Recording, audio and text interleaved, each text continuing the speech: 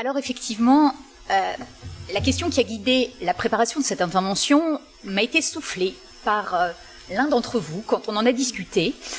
La personne sous l'emprise d'addiction est-elle coupable ou victime? C'est souvent en ces termes finalement qu'on interroge le juriste. Alors, disons-le clairement, notre droit appréhende encore extrêmement souvent cette personne comme un coupable. Alors j'ai conscience en disant ça de ne pas répondre complètement aux attentes de nombre d'entre vous qui souhaiteraient peut-être, sans doute, qu'on prenne enfin le contre-pied de la législation de 1970 et de la manière dont on conçoit l'addiction en droit français.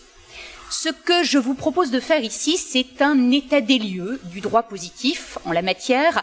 Alors n'y voyez pas du tout un plaidoyer pour le tout répressif, c'est pas du tout l'objet de mon propos, mais l'idée c'est d'essayer de vous montrer comment on peut résumer l'état du droit sur cette question, et je reste persuadée en ce qui me concerne que le droit pénal a quand même une vocation à accompagner la prise en charge des addictions, notamment au travers du volet préventif ou d'intimidation de la sanction pénale.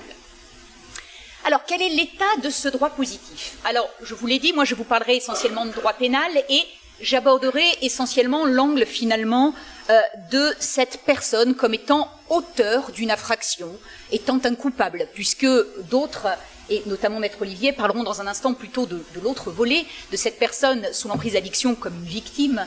Moi, je me consacre donc pleinement à cette première vision des choses, qui est celle de notre droit, de voir peut-être dans cette personne sous l'emprise d'addiction un coupable. Alors, un coupable, mais en même temps, Céline vous l'a déjà expliqué plus ou moins tout à l'heure, la notion même d'addiction n'est pas extrêmement présente dans notre droit. Le droit s'intéresse parfois à la consommation et au trafic pour certaines substances, pas pour toutes, mais pour certaines. Il s'intéresse sans doute aux états d'emprise, mais la notion même d'addiction, finalement, elle n'est pas présente en droit pénal. En tout cas, ce n'est pas vraiment sous le prisme d'approche du droit pénal. Et je me permets de signaler que l'addiction n'est ni la consommation ni l'emprise, c'est effectivement une notion un petit peu différente. Alors, déjà, des premières pistes d'idées arrivent, celle peut-être d'avoir une répression qui soit davantage différenciée entre celui qui consomme une fois, anecdotiquement, et celui qui consomme de manière beaucoup plus régulière au point de devenir addict. Aujourd'hui, la distinction est faite essentiellement dans notre droit via la circonstance aggravante de récidive, le cas échéant, mais en tout cas, l'addiction en tant que telle et les comportements addictifs ne sont pas véritablement au cœur d'une approche en termes d'infraction pénale. Alors, je me suis amusée à creuser un petit peu la réflexion et assez rapidement, deux prismes apparaissent, deux angles d'attaque de la question. Premier angle d'attaque, c'est lorsque finalement le droit pénal choisit d'appréhender donc l'addiction, la consommation et le trafic en tant que tel. Et ça, le fait de réprimer pénalement la consommation ou le trafic, ce n'est pas le cas pour toutes les substances. Donc le droit pénal conjugue les addictions au pluriel et il n'a pas la même attitude vis-à-vis de toutes les substances. C'est ce que nous verrons dans un premier point. Deuxième angle d'attaque qui sera le mien, si vous en êtes d'accord, c'est de se dire que parfois, l'emprise, le fait d'être consommateur de substances, peut venir entourer la commission d'une infraction. Et à ce moment-là, effectivement, le droit va essayer d'appréhender, si je puis dire, pénalement, la consommation qui va entourer la commission d'une autre infraction. Alors, premier angle d'attaque, lorsque la consommation ou le trafic est une infraction en soi. Et là, le constat est sans appel, la répression est extrêmement variable. Le droit pénal ne conçoit pas, je vous le disais à l'instant, l'addiction, en tout cas les substances, de manière uniforme. Incontestablement, une répression un petit peu éclatée à la carte lorsque l'on raisonne par rapport aux substances. Incontestablement, des paramètres interfèrent, comme notamment la question de l'influence de lobbies ou l'intéressement de l'État dans un certain nombre de dispositifs de commercialisation.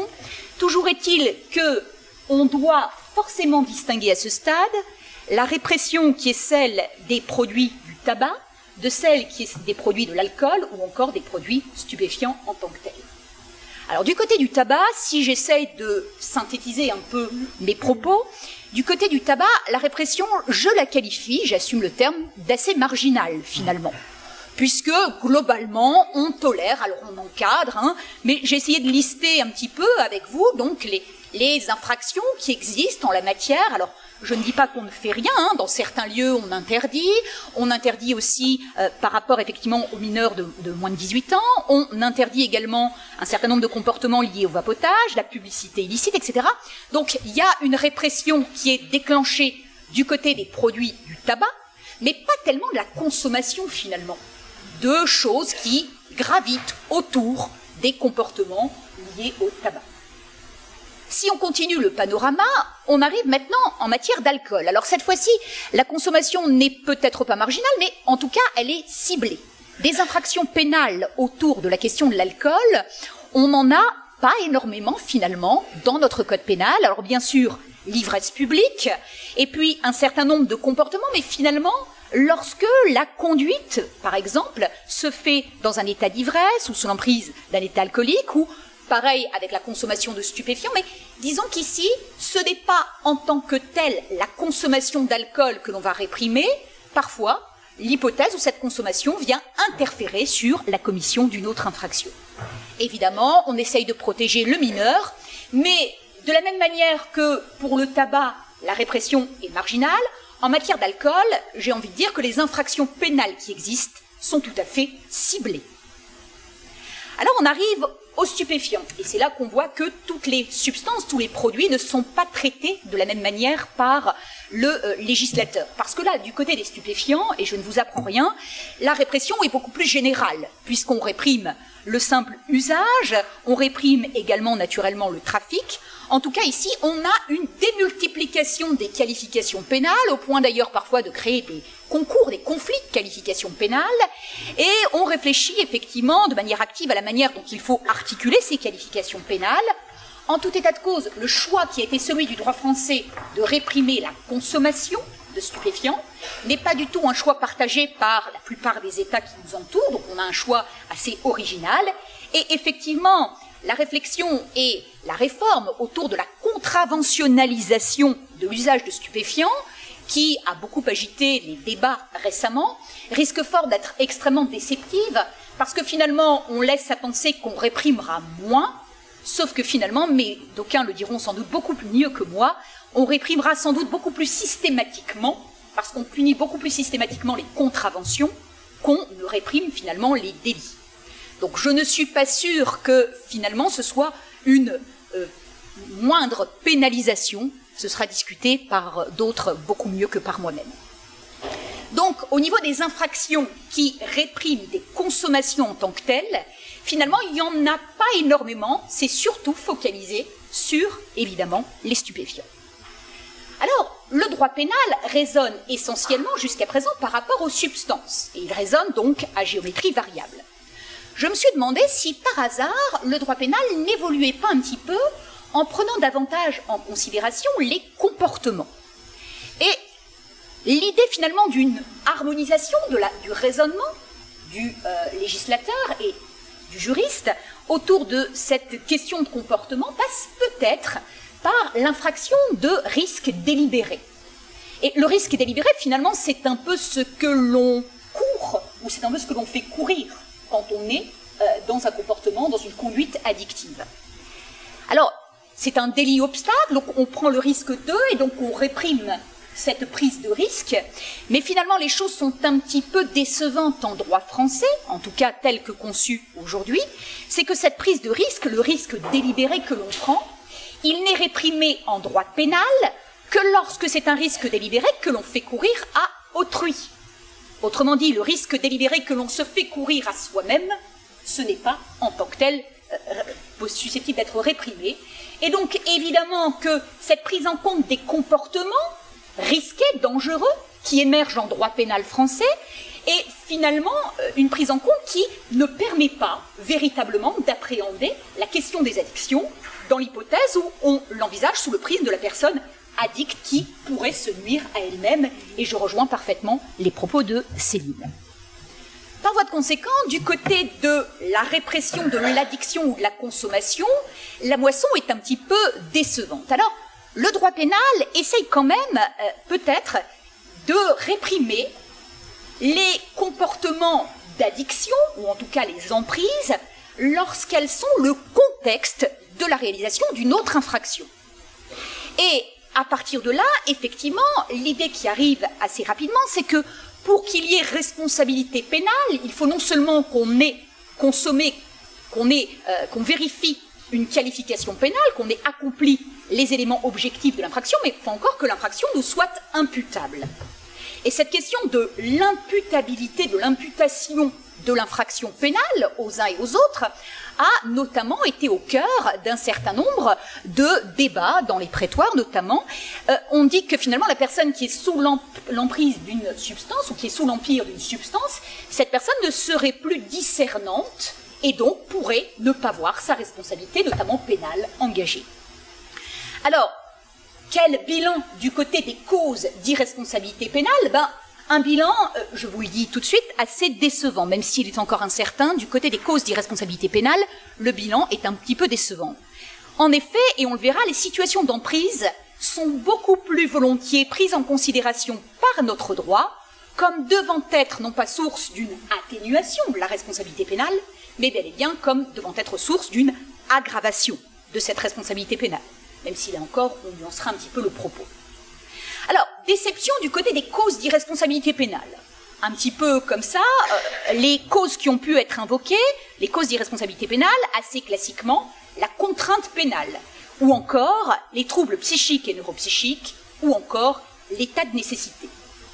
Alors, quelques mots sur chacune de ces causes, pour vous présenter un peu le tableau. Du côté, d'abord, de la contrainte. La contrainte, c'est quoi? C'est la force majeure, version droit pénal. Donc, quelque chose s'impose à vous au point que vous ne pouvez pas agir comme on s'attend à ce que vous agissiez. La difficulté, c'est que l'article 122-2 du Code pénal prévoit, ou en tout cas on lui fait dire, que cet événement contraignant qui vous arrive et qui ferait que vous pourriez être irresponsable pénalement, cet événement contraignant, il doit être irrésistible, s'imposer à vous, et imprévisible. Or, le problème, c'est que si vous prenez le risque en amont d'être consommateur d'une substance, alcool, stupéfiant, etc., alors vous commettez une faute antérieure qui ne rend plus les choses imprévisibles. Autrement dit, si vous buvez et que, dans un état un peu, effectivement, d'être complètement non discernant, vous commettez des infractions, eh bien, vous ne pouvez pas dire « mais j'y suis pour rien, je ne suis pas discernant ». Non, la contrainte ne joue pas parce qu'il existe une faute antérieure. Vous vous êtes volontairement enivré et donc vous allez devoir répondre de vos actes. Alors c'est magnifique en pratique, on comprend effectivement que la jurisprudence et le législateur cautionne le phénomène, sinon il serait intervenu pour casser ce phénomène. Donc on comprend effectivement que la faute antérieure de la personne qui boit ou qui consomme ne lui permette pas d'invoquer l'irresponsabilité pénale dans un second temps, n'empêche que c'est un peu délicat quand même, parce que si on prend ne serait-ce que le cas d'une infraction intentionnelle, ce que l'on reproche dans le cas d'une infraction intentionnelle, c'est d'avoir eu la conscience plus la volonté de commettre l'infraction.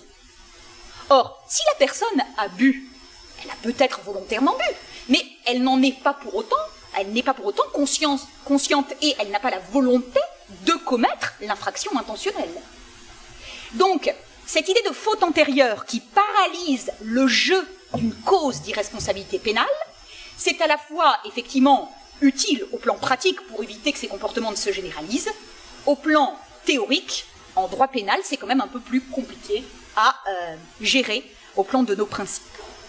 Deuxième cause d'irresponsabilité pénale, je passe très vite, c'est les troubles psychiques et neuropsychiques. Il existe, au sens de l'article 122-1 du Code pénal, deux types de troubles psychiques et neuropsychiques. Caricaturalement, on a ceux qui abolissent le discernement de la personne et ceux qui altèrent simplement le discernement de la personne. Alors évidemment que la drogue, l'alcool, sont des substances qui peuvent altérer ou abolir le discernement. Personne ne dit le contraire.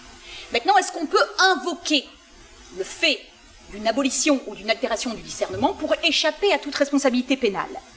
Eh bien, les choses sont un petit peu compliquées, mais si j'essaye de résumer les choses, l'intoxication volontaire de la personne, ou en tout cas sa consommation volontaire, ne lui permettra pas, eh bien, d'invoquer des troubles psychiques ou neuropsychiques qui abolissent ou altèrent son discernement. Pour l'alinéa 2 sur l'altération, la législation a évolué, les choses ont été un peu fluctuantes, puisque dans un premier temps, on n'avait pas de texte très précis, en fait, sur la base d'une circulaire, on permettait aux juridictions de prendre en considération éventuellement une altération du discernement. Ensuite, on a eu un système issu du Code pénal de 1994 où on a clairement incité, dans l'hypothèse de troubles psychiques ou neuropsychiques qui altèrent le discernement, soit à pouvoir augmenter, soit pouvoir réduire la responsabilité pénale de l'intéressé. Aujourd'hui, à l'issue d'une loi du 15 août 2014, les choses sont claires. Si la personne a un discernement altéré, pas aboli mais altéré, eh bien dans ce cas, on va pouvoir prendre en considération cette altération pour réduire sa peine. Et donc là, effectivement, il y a un certain nombre peut-être d'inquiétudes qui voient le jour par rapport à cette possibilité d'invoquer une altération du discernement. Sur le volet de l'état de nécessité, c'est donc l'article 122-7 du Code pénal. Quand on a une seule alternative qui est de commettre finalement une infraction, on peut éventuellement espérer excuser cette infraction. Sur le volet de l'état de nécessité, clairement, c'est typiquement l'hypothèse où les gens sont malades et vont consommer une substance pour les aider à supporter les douleurs qui sont les leurs au quotidien. Alors, ces personnes qui ont besoin effectivement potentiellement de consommer pour atténuer leur douleur, leur souffrance, ont parfois essayé de justifier leur consommation, notamment de produits stupéfiants, en disant qu'elles en avaient besoin finalement pour soulager leur douleur. La jurisprudence, globalement, si on met de côté peut-être l'arrêt de la Cour d'appel de Papeete, donc la jurisprudence est plutôt dans un rejet du jeu de l'état de nécessité lié à une consommation, je dirais, dans le cadre d'un processus médical, si j'essaye de faire clair. Plus concrètement sur notre sujet, en tout état de cause, la consommation d'alcool et de stupéfiants ne sont pas, en tant que telles, une cause d'irresponsabilité pénale.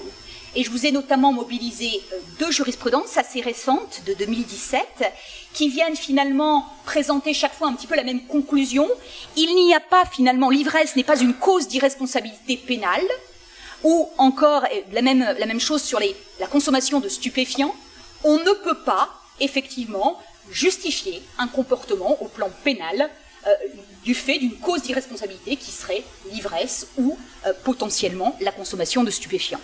Sauf hypothèse un peu spécifique, et je vous ai mentionné cet arrêt, d'une ivresse pathologique, où là, peut-être, on pourrait excuser la consommation.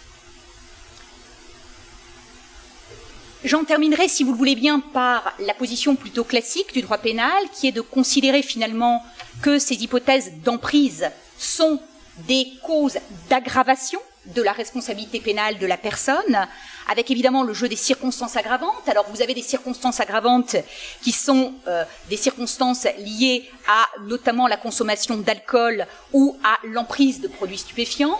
Ces circonstances aggravantes existent dans des hypothèses d'infraction intentionnelle ou dans des hypothèses d'infraction non intentionnelle.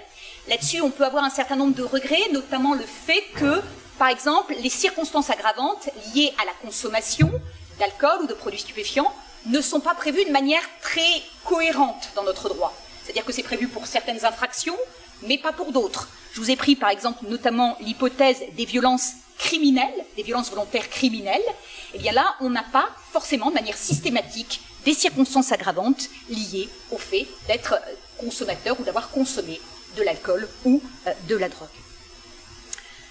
Du côté des infractions non intentionnelles, ici, la répression sera aggravée, mais dans un cas de figure un peu particulier, qui est celui d'être conducteur d'un véhicule terrestre à moteur. Donc quand vous êtes effectivement conducteur d'un véhicule terrestre à moteur, dans le cadre des accidents de la circulation, eh bien là, il peut y avoir une aggravation des qualifications d'homicide volontaire ou de violence involontaire. Et j'en terminerai par un dernier cas qui m'a semblé intéressant de vous signaler, c'est celui de la possibilité de mobiliser, pour aggraver la répression, la qualification de complice. Pourquoi? Parce que, on l'a vu, la personne qui consomme est surtout perçue comme un coupable dont on va globalement, si je caricature, essayer d'aggraver la responsabilité via un mécanisme de jeu de circonstances aggravantes. Se pose aussi la question de celui qui serait potentiellement susceptible d'être qualifié de complice de ces faits. Et alors ça va de, si je puis dire, ça va de, tout le monde est susceptible demain de tomber sous le coup de cette qualification. Pourquoi? Parce que ça a été en jurisprudence l'hypothèse notamment du compagnon de fête. Donc vous faites la fête avec quelqu'un et vous le laissez repartir complètement ivre. Potentiellement, vous êtes susceptible d'être reconnu complice des conséquences dommageables de ces actes. Autre hypothèse également, celle du soignant ou celle potentiellement du tenancier d'un établissement qui laisserait la personne consommer, qui ne l'arrêterait pas. Là, il y a une possibilité de, effectivement, déclencher la qualification pénale de complicité ou encore une hypothèse également d'une qualification autonome, un délit autonome de facilitation de l'usage illicite de stupéfiants. Et donc, vous avez des qualifications pénales qui peuvent même être applicables aux gens qui accompagnent une consommation lorsqu'il s'agit de compagnons de beuverie ou lorsqu'il s'agit potentiellement de professionnels, de praticiens qui éventuellement sortiraient un peu du cadre, toute la question étant de savoir à partir de quel moment on sort du cadre, évidemment. Voilà, je suis désolée, j'ai été un petit peu longue.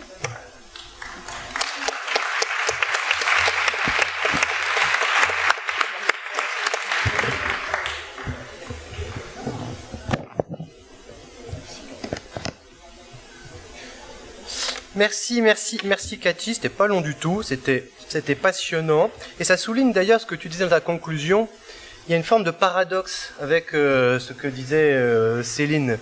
Le droit, d'une manière générale, ne peut pas protéger les gens contre eux-mêmes, en tout cas s'agissant des addictions. Mais on demande aux compagnons de beuverie et aux barman de protéger l'alcoolique contre lui-même. Maître Olivier, sur la suite de ces choix nationaux. Merci, donc bonjour à tous. Tout d'abord, je suis très honorée d'avoir été associée à cet événement et je remercie chaleureusement Madame Pomard de l'avoir fait. Je vais essayer d'avoir une présentation un peu plus claire et qui ouvre un peu le débat plus sur le volet qui concerne la victime. Madame Pomard a une intervention très dense et très complète. Elle essaye de trouver, que vous puissiez visualiser mon PowerPoint, mais apparemment, vous l'avez mis où? C'est Madame Claude Agatide qui l'a installé. L'après-midi, c'est sûr. Ouais. Excusez-moi. Hop là.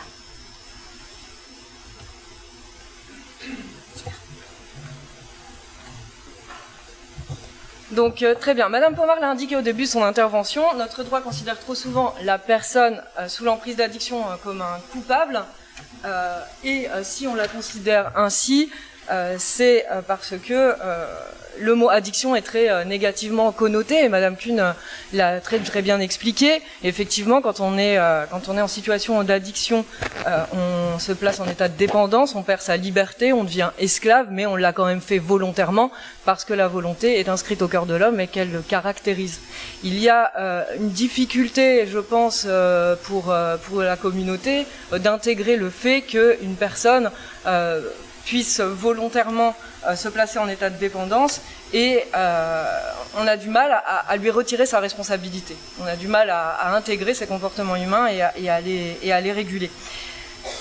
Le fait est qu'on constate qu'il y a une problématique liée à la santé publique et une problématique liée au maintien de l'ordre public, parce que si l'addiction effectivement n'est pas caractérisée directement par notre droit, elle n'en demeure pas moins qu'elle l'influence, dans la mesure où il est vrai que les comportements addictifs peuvent favoriser des passages à l'acte délinquant, voire criminel, et peuvent même être en soi illicites. Parce qu'il est vrai que la consommation de trafic de stupéfiants est pénalement réprimée. Donc c'est dans cette mesure, et c'est pour ça que le droit peut intervenir dans la problématique de l'addiction. Il intervient essentiellement pour la réprimer dans un objectif de maintien de l'ordre public. Bertrand Parent, représentant l'ARS et la préfecture ce matin, appelait de ses vœux que l'on sorte d'une opposition entre l'accompagnement et la gestion des risques. Il souhaitait qu'on puisse articuler le domaine de la santé et le domaine de la justice.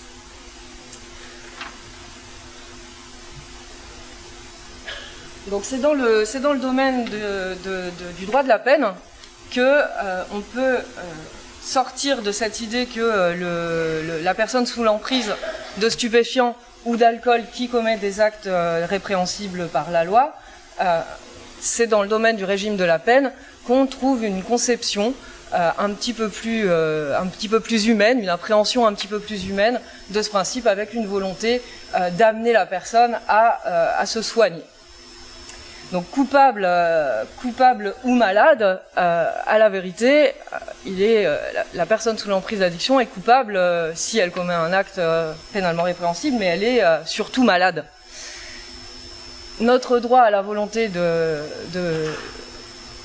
limiter la récidive et il va donc permettre la prise en charge de cette maladie dans laquelle s'enferme la personne sous l'emprise d'addiction. Beaucoup de choses ont été dites, donc je vais pas revenir sur le fait qu'on s'alcoolise volontairement, on prend des stupéfiants volontairement, donc le droit forcément réprime l'acte délinquant même quand il est commis sur fond d'alcoolisation ou de prise de stupéfiants. Il réprime, mais dans un deuxième temps, parce que le juge pénal a l'obligation de prononcer une peine qui prend en compte la personnalité de son auteur, et parce que il y a des objectifs de politique pénale de lutte contre la récidive,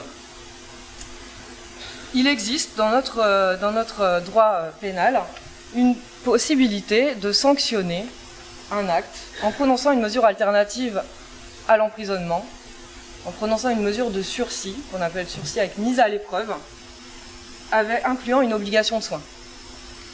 C'est l'article 132-45 du Code pénal qui le prévoit. La juridiction de condamnation ou le juge de l'application des peines peut imposer spécialement au condamné l'observation de l'une ou plusieurs des obligations suivantes, et il en existe un certain nombre, dont, son troisièmement, se soumettre à des mesures d'examen médical, de traitement ou de soins, même sous le régime de l'hospitalisation. Avant la loi du 5 mars 2007, ce troisième alinéa de l'article 132-45 du Code pénal se limitait à cet énoncé. La loi du 5 mars 2007 a introduit la possibilité de prononcer une injonction thérapeutique quand le condamné fait usage de stupéfiants ou a une consommation habituelle excessive de boissons alcooliques. Donc pour la première fois, non seulement on précise le régime de cette obligation de soins, mais on indique précisément à qui elle peut s'adresser. Alors Madame Obranovic ce matin nous parlait des stages de sensibilisation. C'est aussi une possibilité. On peut aussi condamner une personne chez qui on décèle une problématique addictive qui favorise un passage à l'acte. On peut la condamner à suivre un stage de sensibilisation. Et Madame Obranovic nous disait parfois on voit des personnes arriver en stage pour lesquelles finalement la prise en charge commune n'est pas adaptée. C'est une prise en charge individuelle qui devrait s'appliquer. Effectivement, au cours des audiences pénales, il peut être parfois difficile, même si on peut cerner tout de suite l'infraction qui s'est déroulée sur un fond d'alcoolisation excessive ou s'il y a une problématique addictive aux stupéfiants de la part de l'auteur d'une infraction. Ça ressort souvent du dossier, mais réussir à prendre la mesure de cette addiction peut être compliqué. Or, effectivement, il faudrait réussir à interroger les auteurs pour savoir jusqu'à quel point ils sont concernés par une problématique addictive, afin de pouvoir les orienter justement sur une prise en charge individuelle plutôt que sur un stage. Monsieur le procureur nous parlera certainement de la mise en œuvre et du choix de ces orientations pour une prise en charge médicale des problématiques addictives. Donc j'imagine. le code pénal renvoie aux articles du code de santé publique pour la mise en œuvre de cette injonction thérapeutique. Donc c'est l'article L3413-1 du code de la santé publique, lorsque l'autorité judiciaire enjoint à une personne de suivre un programme de soins, elle a l'obligation d'en informer le directeur général de l'ARS. Madame Obranovic m'indiquait qu'en métropole, c'était assez compliqué à mettre en œuvre. Je me demandais, parce que le procureur de la République sollicite souvent la condamnation à une obligation de soins, donc j'imagine les juridictions les prononcent, donc j'imagine qu'elles sont mises en œuvre. Est-ce que la problématique insulaire facilite la mise en œuvre de cette prise en charge? C'est possible. J'imagine que d'autres intervenants nous indiqueront si et comment elle est mise en œuvre et quel est le succès de cette prise en charge. Donc lorsque le directeur général de l'ARS est informé qu'une personne doit se soumettre à un programme de soins, un médecin relais est désigné. Il désigne un médecin relais ou un psychologue qui a des compétences particulières en matière de suivi des addictions. S'il y a lieu, on peut même procéder à une enquête familiale. Et cette prise en charge fait l'objet d'une communication régulière entre l'autorité judiciaire et les soignants. Pourquoi ? Parce que si cette mesure est mise en échec par l'auteur, si cette mesure est mise en échec par le comportement de l'auteur, effectivement, celui-ci risque de voir la mesure de sursis avec mise à l'épreuve prolongée, voire le sursis révoqué. Donc il ressort de ces textes du code pénal qui renvoient au texte du code de la santé publique et de cette communication entre l'autorité judiciaire et les soignants, une véritable volonté de renforcer la collaboration entre l'autorité judiciaire chargée du suivi et les personnes chargées de l'accompagnement. Cette mesure, si on a intégré dans notre droit une telle mesure, c'est parce qu'on s'est aperçu que le tout répressif ne permettait pas d'annihiler ce type on s'est rendu compte en fait qu'on jugeait toujours les mêmes personnes qui avaient des passages à l'acte délinquant parce qu'elles avaient des conduites addictives. Et évidemment, on s'est dit qu'il fallait prendre en charge la personne victime de cette addiction différemment. Les intervenants l'ont souligné ce matin, le tout répressif ne permet pas de mettre un terme au trafic de stupéfiants. On est le premier pays d'Europe concerné, alors qu'on a une politique ultra répressive. Madame Kanglou Pissessur, j'espère que je n'écorche pas son nom, qui est psychiatre à Maurice, nous a indiqué que la politique mauricienne était également très répressive en la matière, mais soulignait également son échec.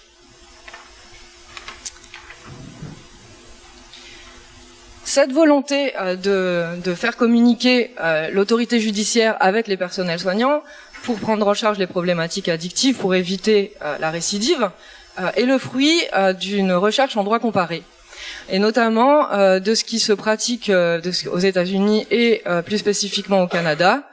Ça fait plus de 30 ans qu'en Amérique du Nord, on fait la guerre à la drogue, et on a créé au Canada des drug courts, c'est-à-dire des tribunaux qui sont spécialisés dans ce type d'affaires. L'idée étant de permettre un accompagnement avant même de prononcer une sanction. Un tribunal spécial a été créé à titre expérimental à Bobigny en 2014, qui est financé par la mission interministérielle de lutte contre les drogues et les conduites addictives.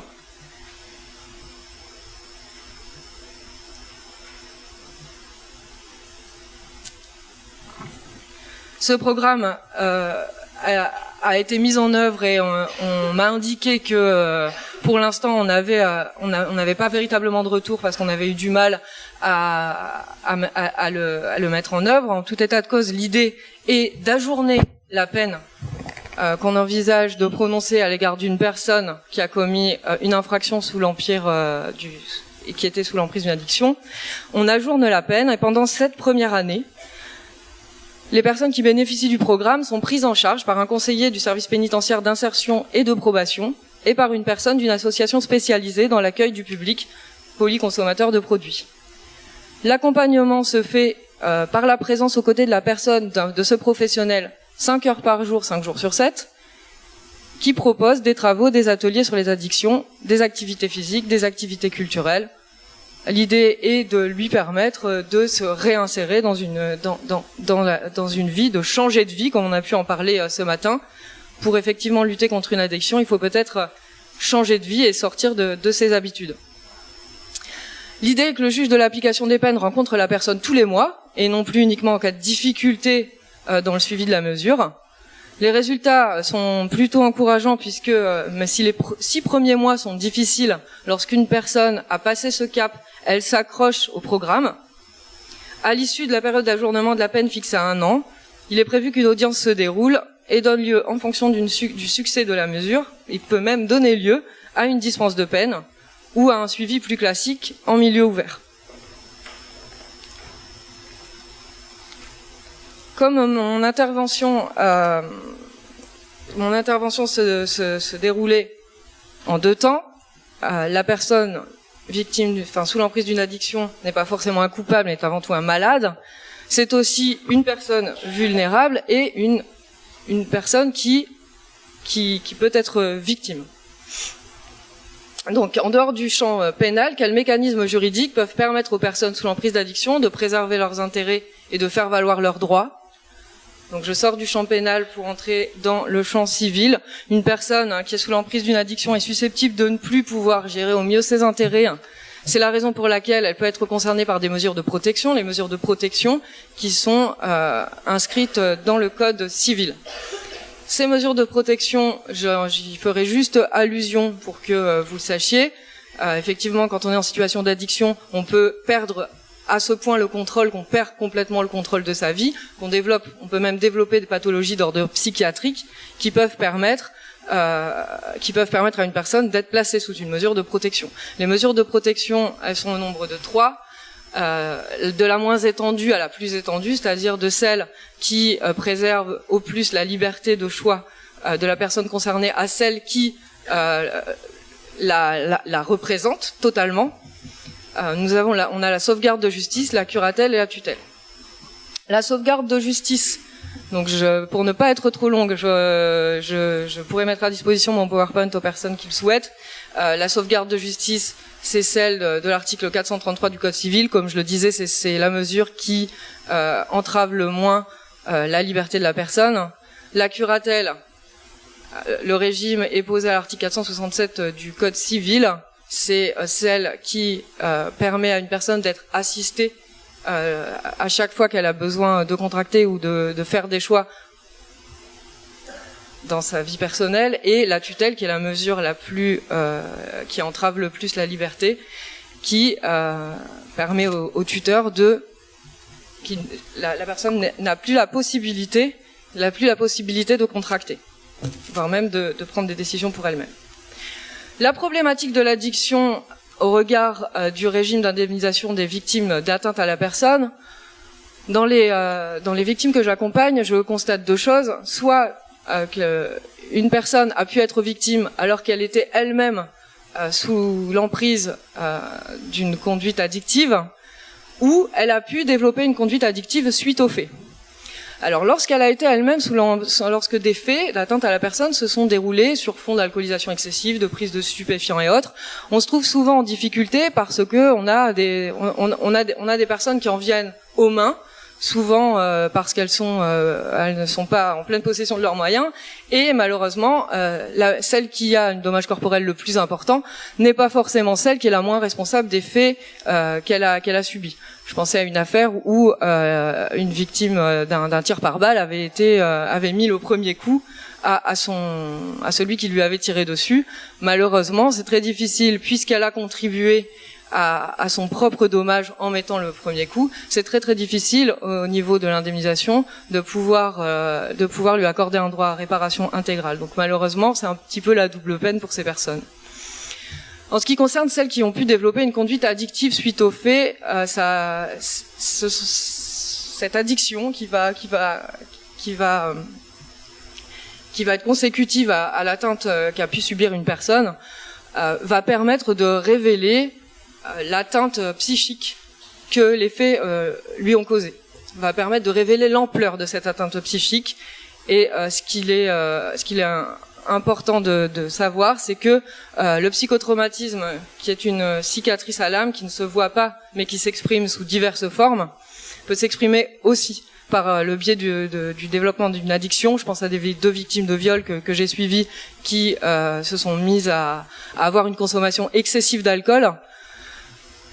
Elles l'ont fait parce que elles ne pouvaient pas vivre avec ce qu'elles avaient vécu. Elles l'ont fait parce que c'était trop difficile de dormir. Et malheureusement, elles deviennent complètement dépendantes du produit. Et c'est quelque part, c'est ça ou le suicide. Cet indicateur permet de pouvoir déterminer un déficit fonctionnel permanent chez cette personne, un déficit fonctionnel permanent particulier. Effectivement, elle a des souffrances, mais ça va au-delà. Et l'addiction peut le révéler. Ce préjudice corporel à part entière peut être pris en charge donc à deux titres, sera indemnisé au titre d'un déficit fonctionnel permanent du fait de l'atteinte psychique particulièrement grave. Et on va aussi pouvoir faire prendre en charge les cures de désintoxication éventuelles pour que la personne puisse se sortir effectivement de l'addiction dans laquelle elle s'est oubliée. Je vous remercie.